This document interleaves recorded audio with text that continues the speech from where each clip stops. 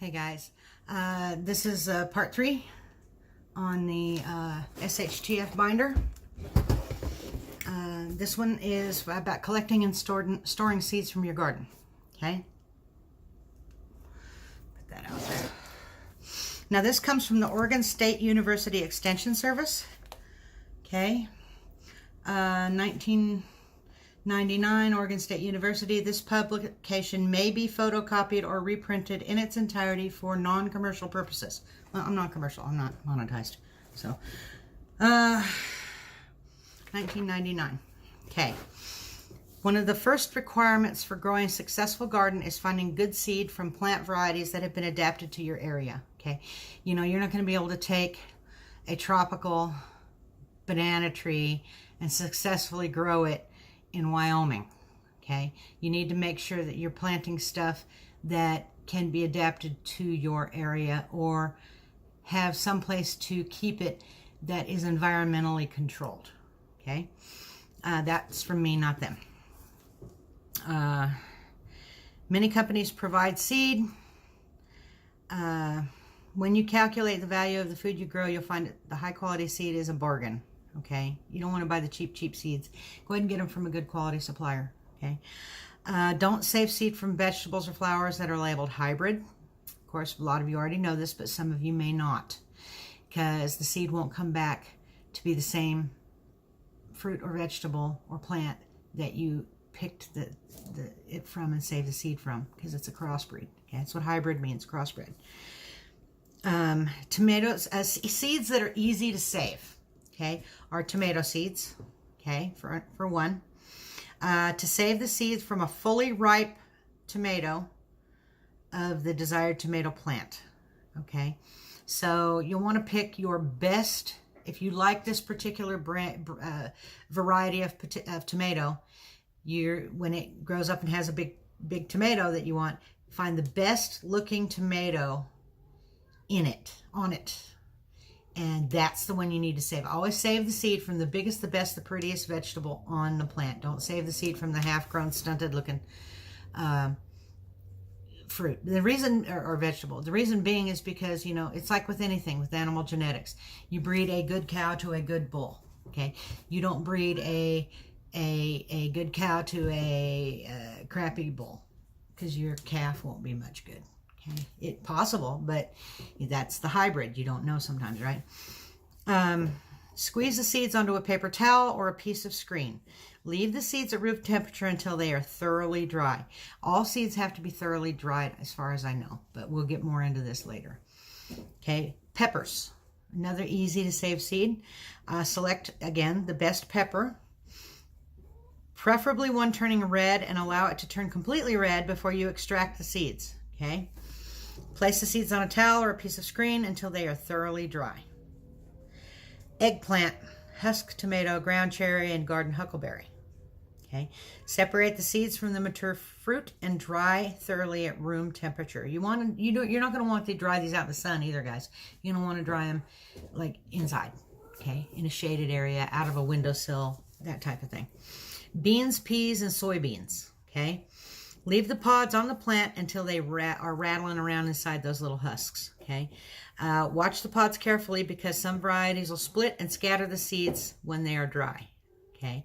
So not all of them will stay in their nice little bean pod, so you have to be careful with that. If you notice it's starting to split open, make sure you get them before all the seeds end up on the ground, okay? Pick dried pods and place them in a well-ventilated area at room temperature. When the pods are completely dry, remove the seeds. Don't remove the seeds until the pods are completely dried out. To control possible weevil infestation, place the seeds in a freezer for 24 to 30 hours. Now, do remember that seeds are, they're live organisms, so you don't want to just like throw them in the freezer and forget about them. Okay, because eventually that live organism will die. So, lettuce. Lettuce seeds are more difficult to collect, but you can save them. Leave a plant or two to produce a seed stalk. After the plant blooms and the flower forms a miniature dandelion head, gather the seeds. Separate the seeds from the shaft by rubbing them with your fingers. Okay. Seeds that are very difficult to save. Vine crops, cucumbers, melons, squash, and pumpkins. It usually doesn't pay to save these seeds without controlled pollination. These crops cross with other varieties and sometimes other types. Musk melons do not cross with cucumbers, however. You can control pollination in your garden, but it requires careful attention. First, you need to distinguish between male and female flowers. Male blossoms are on the longer stalk and do not have a miniature fruit at the base, as do female blossoms. With careful observation, note the blossoms that will open the following day. They will have a light yellow color and a distinct pointed tip. In the evening, select the male and female flowers on the same plant with a paper clip for the small flowers or a rubber band for the larger ones to prevent the flower from opening. Flowers open only early in the day. Okay, so real early in the morning is when they're going to open up. In the morning, pluck the male blossom and touch the cluster of pollen called the anthers to the center of the female flower called the stigma. Close the female flower again so the bees can't get in, and then tag the blossom, like put a string around it or something. Grow the fruit to maturity for the desired seed. Now this is hand pollinating so that you don't get cross pollination and so you don't end up with a hybrid. Okay, so at night, make sure they're closed. Ones that you know are going to open the next day, make sure they're closed. Okay, keep them closed. And in the morning, you go do it by hand and then close the blossom again to keep the bees from bringing pollen in from other places. Okay. Biennial: carrots, beets, onions, and cabbage. Biennials are questionable for seed collection. It may take considerable effort to carry over the plant root from one season to the next when the seed stalks form. A lot of these do have a second year seed stalk. So if you're going to want to save seed from all this stuff, you might want to consider a second garden plot for all this stuff that's biennial or every other year. Okay, the second year plants. You'll have to have several of these. You'll have to have at least 2 or 3 of these going so that you can. Would you get out of here? She's playing in that box. Go on, shoot. Oh, hello, Gizzy. The cat is rolling around in the box. Yes, she is. She's making a lot of noise, but it's cute. You might have to have a couple different plots for that. And, have the ones that you're going to eat, and the ones a plot for nothing but seed. If you have room. I mean, it's not always possible. You can stockpile a lot of seed, but it will run out. And in a serious SHTF situation, that could be an issue. You may want to limit your garden to only growing the annuals, or have perennial landscaping like fruit trees and berry bushes and things like that, which you probably should have anyway. But this was originally written by Dwayne Hatch, the former extension agent of Lane County, Oregon State University, revised by N.S. Mansour, extension horticultural specialist emeritus from Oregon State University. Okay. Many members of the cabbage family intercross and can also cross with native wild crucifers such as mustard cress, radish, or turnip. Okay. Carrots cross with the prevalent wild carrot. Select a desirable beet or carrot roots and keep them cool and moist, perhaps buried outdoors in sand. In early spring, plant the roots in an uncrowded area of the garden because they grow very, very large. Keep onion bulbs cool and dry during the winter and then plant them in early spring.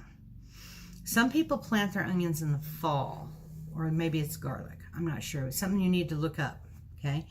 After the spring growth, seed heads form. When the heads are quite dry, gather the mature plump seed before it falls to the ground and complete the drying at room temperature.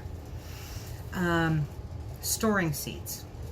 Keep seeds in a labeled container or envelope in a cool, dry place where they are protected from insects. Storage life of seeds varies widely. Here's a guide. Okay. Short-lived seeds: corn, onion, parsley, parsnip, and pepper. Okay, they'll live 1 to 2 years. Intermediate seeds live 3 to 4 years, and that would be stuff like asparagus, bean, broccoli, carrot, celery, leek, pea, and spinach. Okay, long-lived seeds 4 to 5 years. Beet, chard,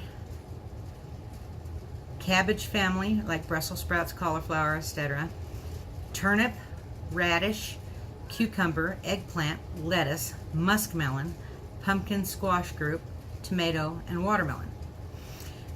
An ideal way to prepare seed for long-term storage is to place the seed packets in a jar, seal the jar tightly, and place it in a refrigerator or freezer.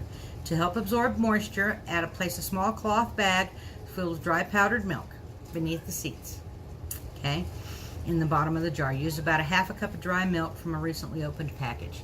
You can use, there's other things you can use for that too. You can use desiccant packages, okay? But you can also use a little satchel of rice, okay?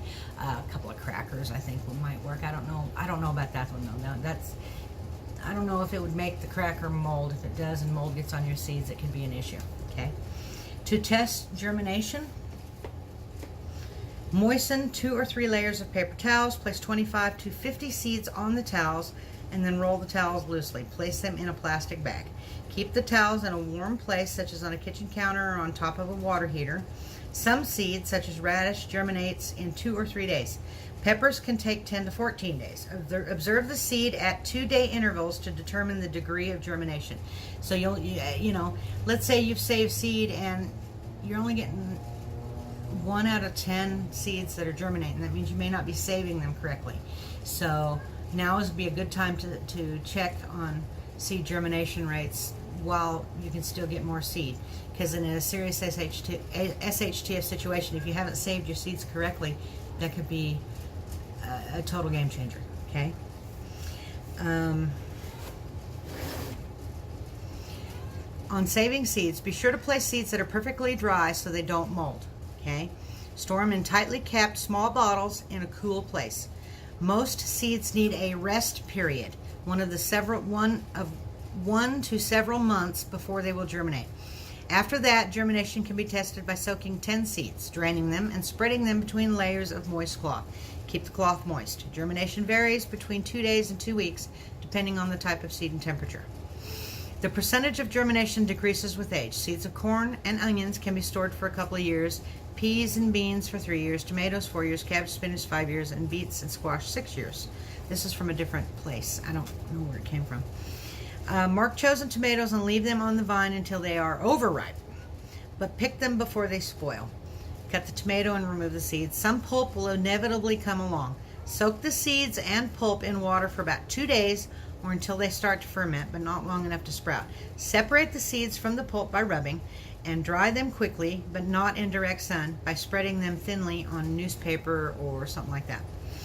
Carrots, radishes, and other biennials will not produce seeds until the 2nd year of growth. These can be left in the garden over winter under heavy mulch. Now, I think it might depend on your climate too. Okay, if you live in the extreme south, you may need to emulate winter of somehow.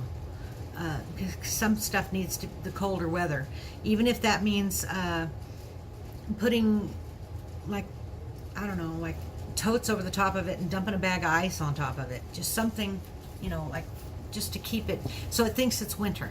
Okay. Save the best seeds from the parents and the qualities you desire. The earliest pea pods can be marked by tying a scrap of colored yarn or similar material on the vine, a sign that says these pods should not be picked. When the pods are completely dry and ripe, pull the vines and hang them in a garden or shed. When the pods are a brittle shell, and to store the peas. What that means is that the early ones that come out, don't pick those.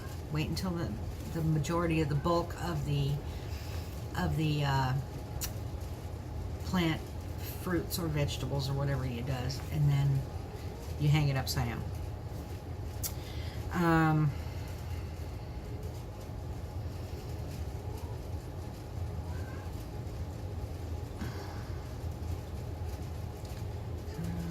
They would be in the way of future tilling or succession planning. Consider a separate area for seed production. Yeah, I already said that. You can put a small paper bag over the seed head that's fixing to ripen so you don't lose the seeds, okay? You know, you get those little lunch bags, right? I don't know if you can get little dinky teeny tiny paper bags. Probably can. And you can tie those around. Use like twist ties, or you can use a piece of yarn or something. But that way, if it does split open and the seeds fall out, it's inside the bag rather than on the ground. Okay. Onions are also biannual, but producing bulbs or sets requires yet another year. Okay. Sow seed thickly, about 1/4 of an ounce in 4 square feet, so they will not get too big. When the tops fall over, pull them and store them in net bags for planting the following year. Okay. All right. Now here is different ways to organize your garden. Here's a quote: "Potatoes follow sweet corn because research has shown corn can be one of the preceding crops that most benefit the yield of potatoes." So if you plant corn right here, next year plant potatoes there. Okay. Sweet corn follows the cabbage family because, in contrast to other crops, corn shows no yield decline when following a crop of brassicas. So if you had cabbage here and corn here, potatoes here, the corn would be where the cabbage is next year, the potatoes would be where the corn was. The cabbage family follows peas because the pea crop is finished and in the ground is cleared. Early allows vigorous green mature to be... See, so you've got peas, cabbage, corn, potatoes, and then you move them all over one, right? The peas follow tomatoes because they need an early seed bed. Tomatoes can be undersown to a non-winter hardy green manure crop that provides the protection over winter with no decomposition and regrowth problems in the spring. Tomatoes follow beans in the rotation. Okay, beans follow root crops, right? So if you're going to plant pinto beans, you want to put those, you know, after your carrots maybe. Root crops follow squash and potatoes, so it's like a big circle. Okay, so a squash is grown after potatoes in order to have 2 cleaning crops back to back prior to the root crop. I don't know if this makes sense to you. I'm going to hold this up. You guys can take a screenshot of it or copy it. Okay. All right, that's all I have on that. So if you guys would hit the thumbs up, like, comment, subscribe, share it with your friends, consider supporting the channel. Check out the links down below, and y'all come back and see me.